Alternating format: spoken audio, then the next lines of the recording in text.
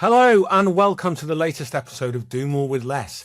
We talk to the world's top business leaders and thinkers to understand and share how individuals and teams are best responding to that very blunt instruction to do more with less.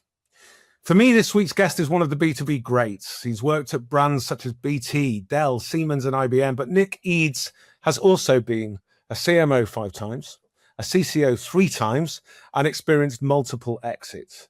So Nick doesn't just understand the invisible lines of power existing in the boardroom, he also knows what investors need from a scalable, repeatable, profitable growth story. Currently Chief Strategy Officer at fast-growing fintech Freemarket, I wanted to quiz Nick on that most elusive of all business concepts, strategy. What is it? What is it not? And why is it still so hard to get right? My friend Nick Eades, welcome. Mark Choueke, it's amazing to be talking to you. Finally, it's been a while. It's been a while. Are you well? Yeah. Too long, always too long. Yeah. Missing you already. Nick, how are companies of all sizes still doing strategy quite so badly? What's wrong with us? Why is it so hard to get right? What's wrong with me? Yeah. I don't think people do enough thinking. I think they do what they've always done and just assume everything will stay the same and be fine. But everything changes all of the time. So does business need time for us to get in and in a room and think? Because that seems to be that timepiece to kind of, as some would have it, navel gaze is like, it's definitely the one thing that doesn't really get permitted these days. Everything has to happen at breakneck speed. It's definitely a bit of that. If you don't make time to regularly think things through and adapt, adopt, explore, prod, poke, etc., you have no idea what is possible. And what people very often do, and your point on navel gazing is where people end up, I think, because they just assume that everything will be fine. And in the absence of anything utterly terrifying, it's a bit like the movie Don't Look Up, right? Don't look up. It'll be fine. And it doesn't. It ends badly, that movie. For those of you, just spoiler alert. I also think people that make a huge mistake of planning either too short term or too far out. If you plan, I used to work in PLCs. You have a 5-year plan. What on earth were we thinking? Right. 3 is about as hard as it gets, I think, these days. 1.5, 2 years. Yeah. Know your market drivers, know your competition, know what's going to stop you, know to differentiate your proposition, and then work forward on a kind of quarterly basis. Stuff does change, stuff does come at you, but 5-year plan, waste of time. 3-year plan, it's about as good as it's going to get. The next 12 months, next 18 months is about where you should be worrying hard. I've often found when I've been working for various sizes, but mostly scale-ups, the strategy works best, largely, if everybody understands the same tiny thing. Like if you try and create a strategy based on 70 slides or 3,000 words or 15 different diagrams, you're screwed basically, right? Because there's very few people that are coming out of that all hands meeting with an understanding of what to do differently. But often it's been a case of, here's our target this year. Here's our numerical target this year, 25 million, 50 million. And we're going to base it on this. We're going to base it on largely renewals, like whatever it might be. If you can keep it to 5-6 words, you've done really, really well, because then even the morons among us are going to be able to figure out what it is we need to do differently, right? You've talked to me before about simplicity. Yeah, there's a great book called The Power of Simplicity by Jack Trout. And it is about kind things. Complex. He's got a great line: "Is complexity is not to be admired, is to be avoided." When I worked at Dell, Michael Dell would drill into us the 5 parts of the Dell model and relentlessly pursue that cause. Right, everybody had to know it inside out. I've forgotten most of it, which is a shame. But for 5 years, I absolutely lived by it. We hired by it. We fired by it. So it is about simplicity and not having 70 slides, because no one will remember it, Yeah, and if you can't, I think maybe if I don't have any appetite to try and define strategy so narrowly, but I figure it can't possibly be a successful strategy unless everybody knows what it is.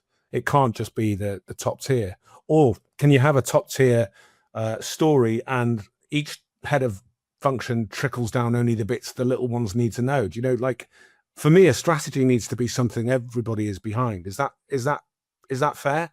Hello, sorry to interrupt. Do More with Less is a podcast and a webinar and a set of events that's made possible entirely by marketing resource group Orbital X. If you would like to know how we credibly claim many millions of pounds worth of pipeline influenced by our marketing resource group support and up to 60% of your closed won deals, give us a call, half an hour with one of us. Really happy to talk to you and explain how that works and how it might look for your business. Thank you for allowing this interruption. Back to the podcast. Everybody has to know. I think the simpler it is, the better it gets. I remember being a sales guy for IBM back in the day and going to the AA's data center because we were trying to sell them stuff as usual. And the AA mission statement was as simple as this: is to make membership irresistible. Yeah. Isn't that great? Yeah. Irresistible. Wow. It's just such a almost onomatopoeic kind of word. Yeah. Like, and it's got that energy. And it gives everyone license to make irresistible mean something to them, right? So yeah, exactly right. Exactly right. And it's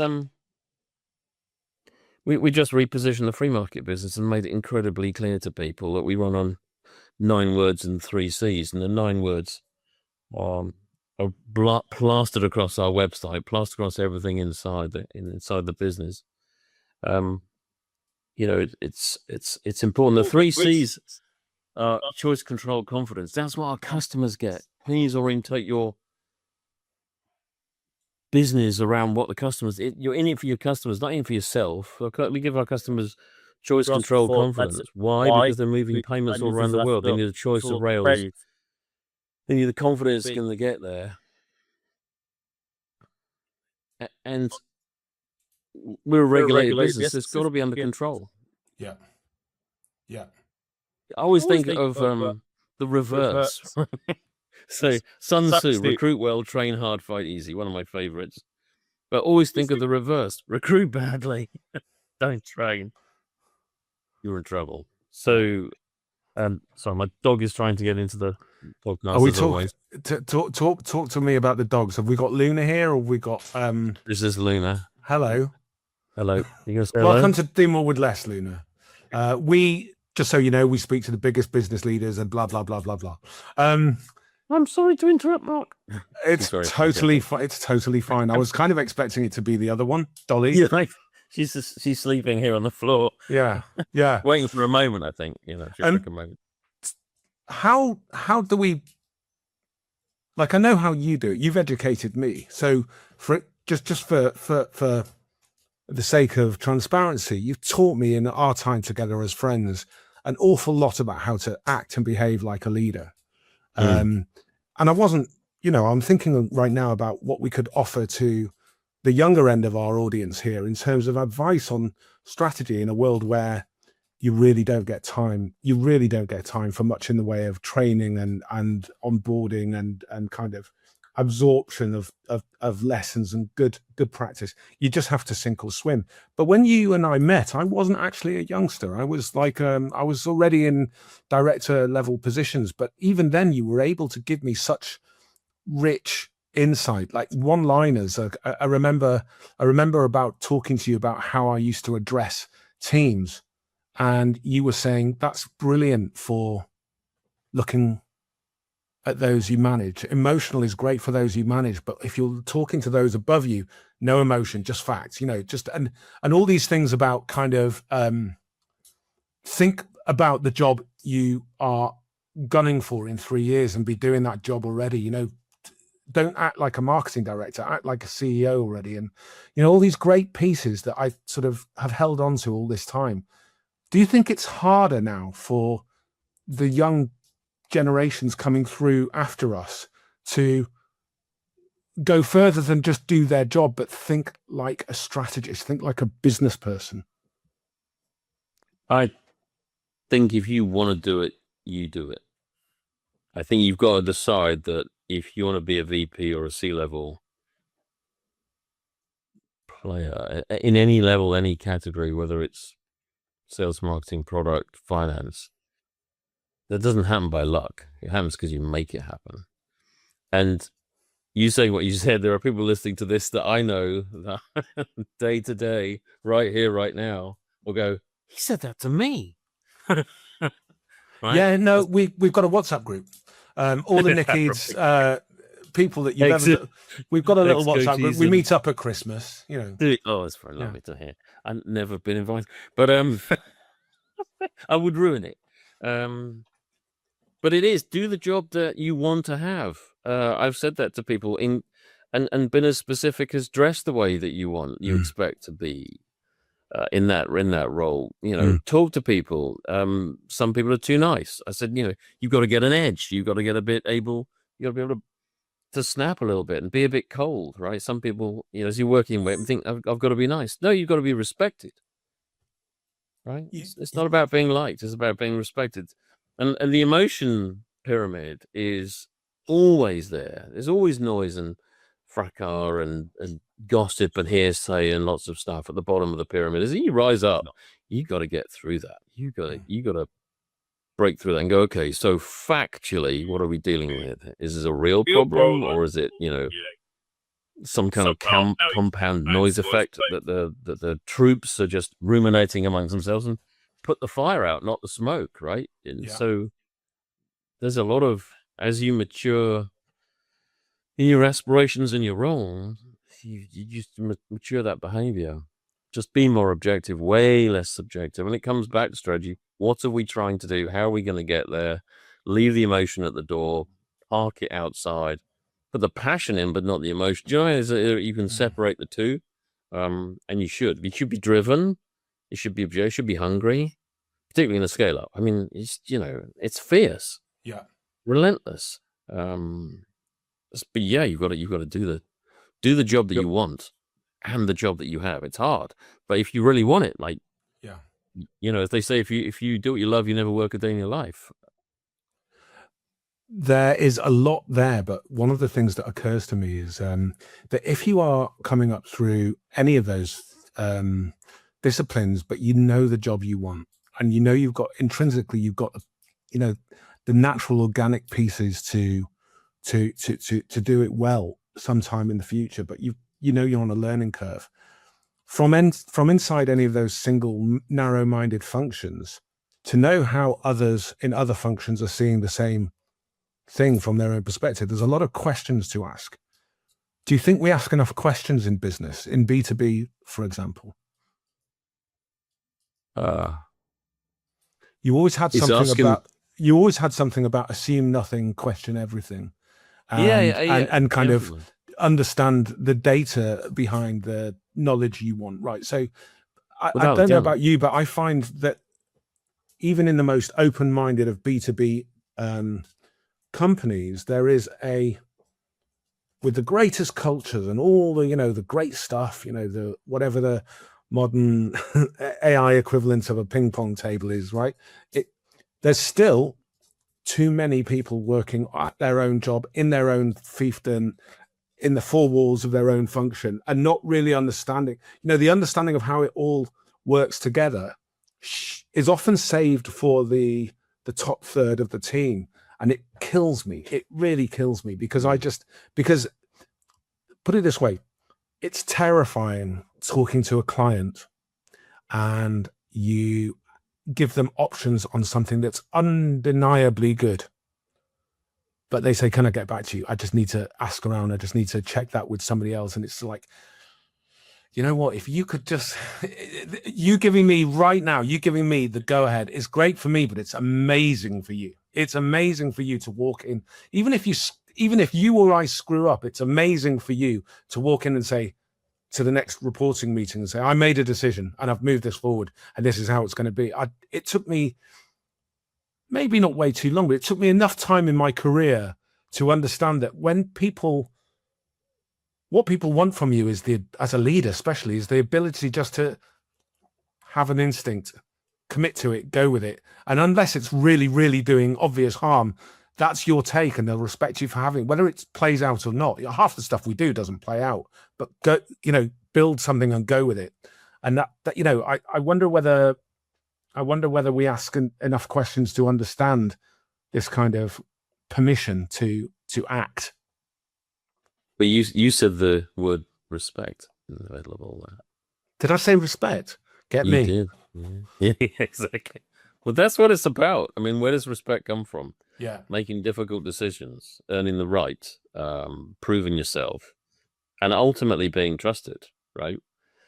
People can make decisions, but if you don't trust them to make decisions because they screw up a lot in the past, then they need to go into some kind of remediation or some other kind of process. But people who can be trusted to make decisions, you should respect that, and you should give them the authority to do that. Yeah. And I try and do that with all the people that ever worked in my teams. I never say work for me, but always work with me, because I'm a very collaborative person. People say, trust is earned, not given. Most people who have ever worked with me will say, yeah, what he says actually is, I'm going to give you loads of things and you work it out, but I'm going to trust you not to tell people you shouldn't tell, not to, screw up. Come to me with questions. Let's have an open discussion about this stuff. But I'm going to tell you things that I think you need to know, because I'm going to give you more context you'll get anywhere else.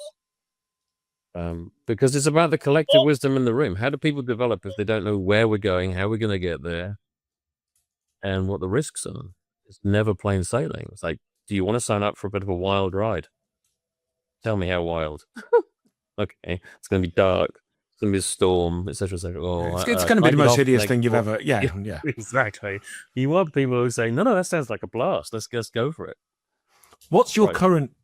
How does your current job feel at the moment? I mean, you've been a board level leader most of your career. What's the chief strategy officer's job? Once the strategy is set and everybody understands it, how do you now work with leadership and with sales, with marketing? Are you out on pitches? So it sort of turns into a de facto sort of sales support job. Like, what are you actually doing with your? What are you Sales doing, support. Nick? What are you doing? What are you doing? I'm talking to you. It's a cross the pitch utility player kind of role, because you're basically working with the CEO and 2 or 3 other C-level leaders to make sure everybody's going towards the goal we've agreed. Because people kind of lose interest, can't keep up, get too far ahead, get very excited and frothy about shiny rock or something, and you have to go no, keep going. You're making it so it's a bit like your project manager role at some point. It's like, are we on track? Yes. Okay. If we're not, why? Where? How do we fix that? Or something's coming inbound from, like, okay, that's a change in regulation, that's a change in market appetite, there's a change in risk, there's a change in whatever, and you just have to adapt. Your job is, it's like the navigator on the boat. It's like, are we on course? Yes. Is there a storm coming? Don't worry about it. It'll be fine. No, is there a storm? Yes, it's a small one. It'll be fine. So it is very much navigation. And, what I did, my personality profile recently, I came up as an architect. So nice. that fits. What does that mean? It does mean everything you kind of said in a strange way, which is I'm only ever focused on the destination and how we're going to get there. And in scale-ups, particularly PE-backed, the clock is running. You have to build a great business. You have to balance that time-ish pressure with the need to build a great business, and don't rush it. Don't break too many eggs to make the omelet, right? You still got to build a great business, because nothing else really matters.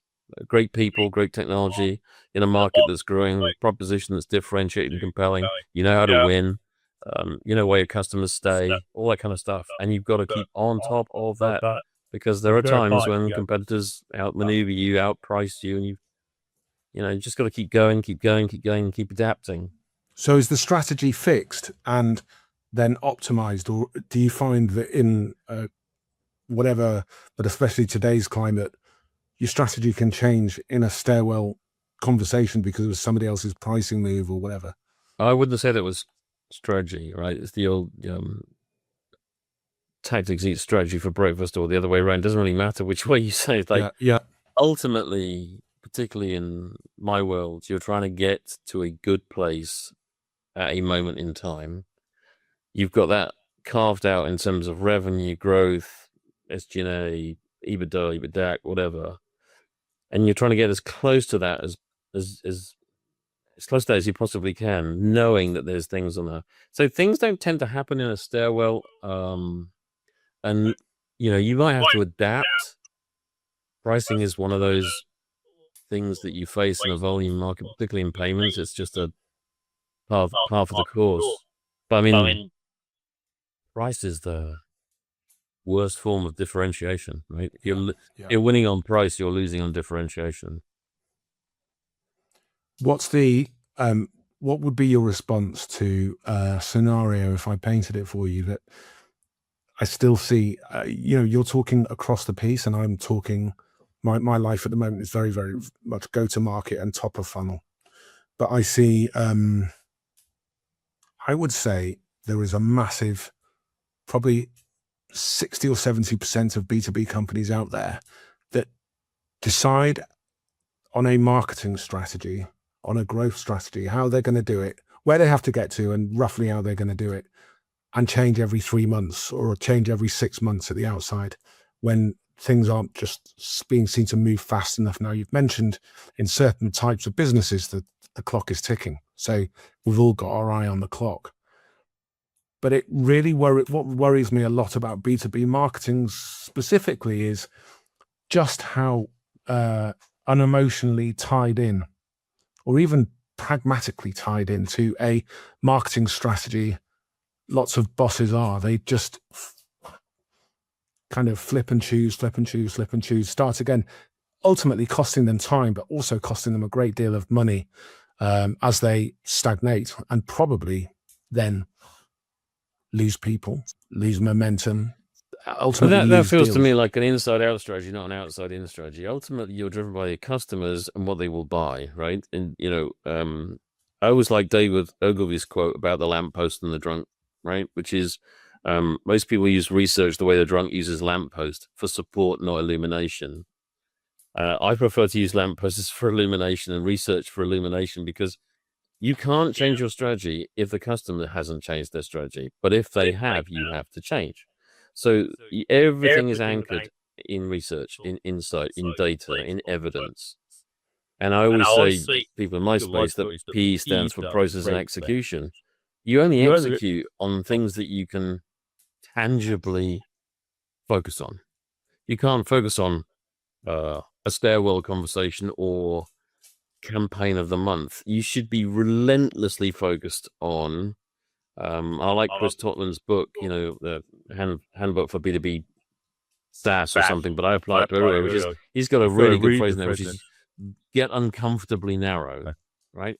Pick one ICP, understand how they buy, research the heck out of it, pricing, competition, market drivers, 3-year view, aim the machine that you have at that space, assuming you've got a good product market fit somewhere else, and just get going in that space. You build confidence, right? You either know, or you do, or you know whether or not you're going to win in that space. If you can win, you know why you're going to win, and it's evidence driven, not opinion. Take all the opinion, all the emotion out of it. Just look at the evidence. And the moment you're evidence driven, you can say, I know whether or not I want to carry on in this uncomfortably narrow box, or if I'm winning really well, what's my nearest, really finely judged, nearest adjacent space. And I'll just expand into that adjacency and expand into that adjacency. Fine. Now I've got something, I know how it works. Freemarket, we built an incredible GTM engine. It's a really nice stack, lots of tools in there. I'm not going to give away the secret sauce. Our GTM lead is a genius. And everything that marketing lead, head of marketing, is built in and around that. It's just so symbiotic.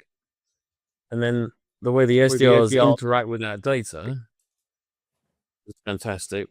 We've got an incredible process in the first 6 months of this year. We're not changing our process because it's working, but we have a daily stand-up and we adapt messaging on the fly. Now, you said the 2 letters of the apocalypse, AI, earlier. This is all AI-driven. It's all agentic. It's all, we listen from every call that we make. We use a fantastic tool called Airspeed, previously called Glyphic. We embed that into everything we do as a coach, but we learn so much. So our ability to focus and say, why are we winning in this space is evidenced by the deals that we see in the pipeline, the conversations we track through the tools that we have, how that affects messaging. And then if it's not working, we'll change a phrase and go again. We do that every day. We've done that every day at 11 o'clock since January. It sounds like you're quite excited about AI, but more excited about your GTM process, which is probably the right way around. Correct. Yes. It is but a tool. Yeah. Yeah. And so your marketing and sales outreach is aligned and healthy and automated. Yeah. The weird thing about this is, so back in, where was I? 97 to 2003 at Dell, right? Particularly 99 through 2003, we were hugely data-driven. So we would drive we had 180 sales reps in the building in Bracknell. We would drive every single one of them on 2.5 outbound hours of call minutes per rep per day in, day out, 63 days a quarter. We told them what to say, who to say it, how much, everything. Everything was in this package they got at the beginning of the day. I would stand on the desk doing bacon butties and waving at people and telling them what to do for the day. And then the BI team that worked with me was stunning, absolutely amazing data-driven individuals, but it was empirical. We would like the salesperson to bring their own character and personality and flavor to it, but they were running on rails. That's the way it should be. It's about having a methodology that you constantly refine, but is 90% stable. Yeah, they call them guardrails in our business. Yeah, why not? It's become more and more common in the vernacular and in the conversations. Is what are the guardrails? We would call it guardrailing. We would sometimes bounce off one guardrail and bounce the other side. Fine, okay, but we hit the rail. We knew when to stop. We didn't change the strategy. We just ran the process hard. And tell me that from a strategy point of view, since then, there's been a whole bunch of different management and leadership approaches in fashion at various times. But since then, command and control and that kind of you come in, you know what you're doing, you've been told what to do, you know there's a bit of personality in there, but ultimately you've got your toolkit to play with in your sandbox. That command and control type approach has taken a real battering reputation wise, but you still believe in making sure, I mean, for you, it's more everybody absolutely knowing where to tread and where not to tread.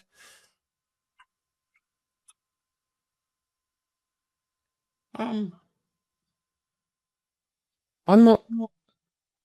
think people batter things that they can't make work.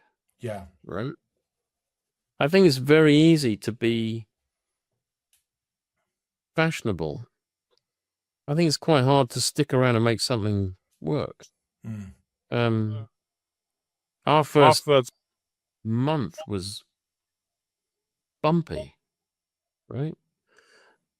Our 6th month is fantastic. But we haven't given up because we knew when you're faced with enough empirical data that says your market is big enough and you can benchmark your proposition against your competitors who are bigger than you, and you know how to not trash price and sell on proposition and differentiation, other bits and pieces, and you get some degree of momentum. So I think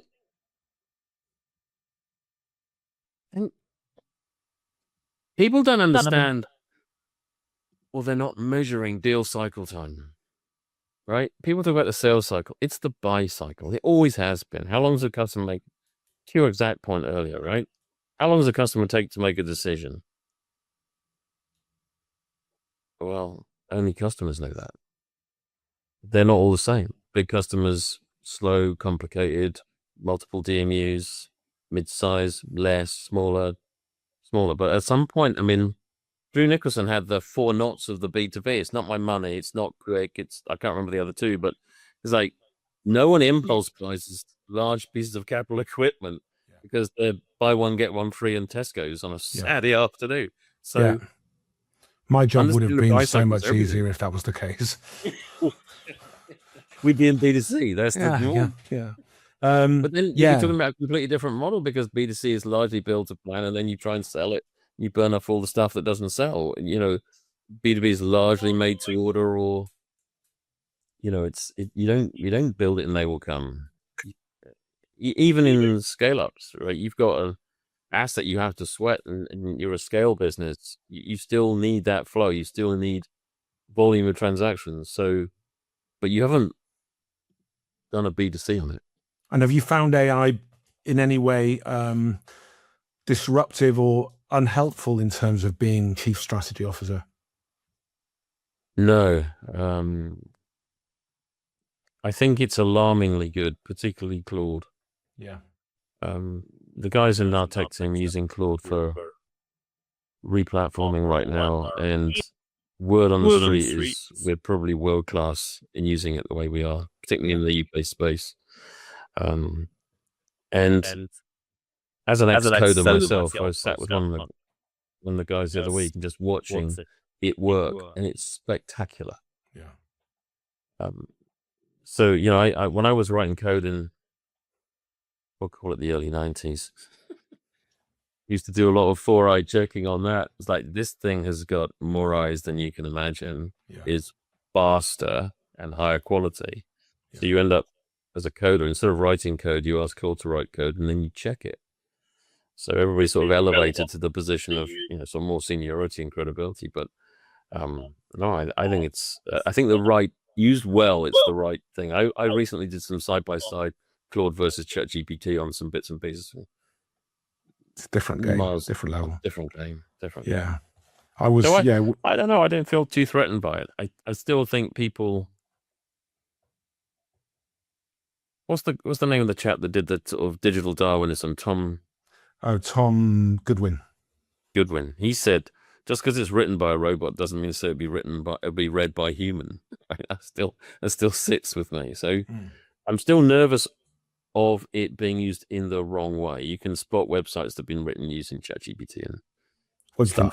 I mean, you can spot it anywhere. But I think the ChatGPT seemed to be everybody's first dipped toe, but I think that the market shifted as soon as we saw alternatives. And I think honestly Claude has and the other tools we're using and the agentic stuff we are doing back at base, I think it's extended my career. And I also have one eye on it'll be a force for good in terms of whatever. Well, I know what it is, but my final career before I sort of cark it. Pro musician. Yeah, like honestly, it's a different world. I think the how marketing and business phrases tire very easily. Like we went through a whole spate 20 years ago of talking about it's not B2B, it's H2H, it's human to human. And like I still I cringed then, but I cringe now when I hear people sort of using certain phrases.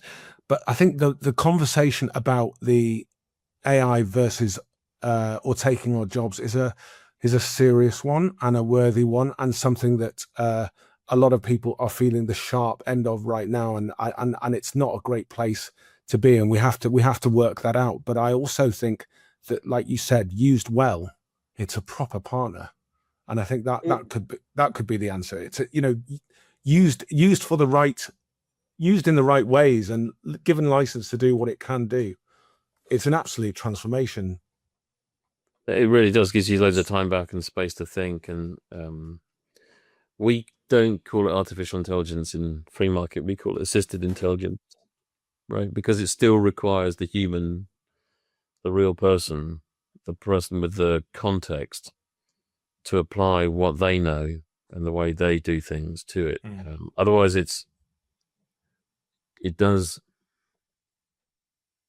I think it does damage because it stops you thinking. Humans are designed to think. So let's do some thinking. Sorry, there's another dog noise. Hi, Dolly. But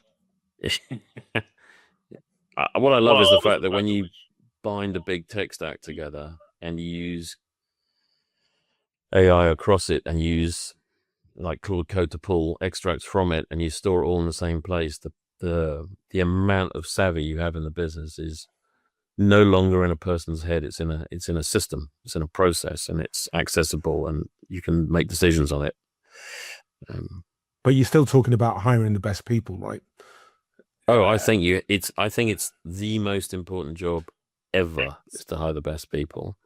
And I think the second most important thing is to back your best people and give them spectacular opportunity.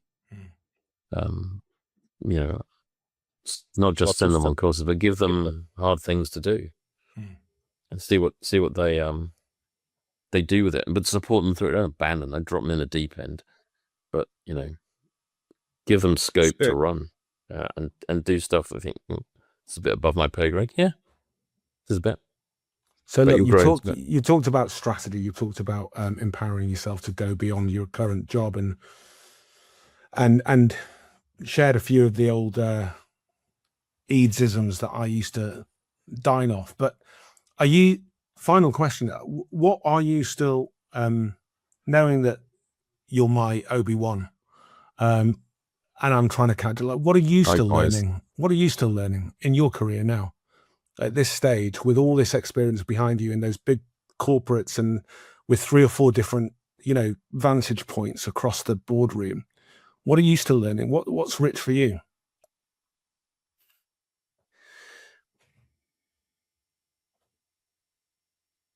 I think everything stays the same. There's a French saying, is it plus ça change, plus c'est la même chose, which is everything changes, everything stays the same.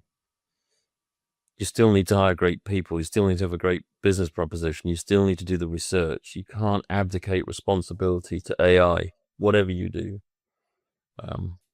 You still need to meet people. I still think trade shows are hugely valuable. We just had a fantastic experience at Money 2020.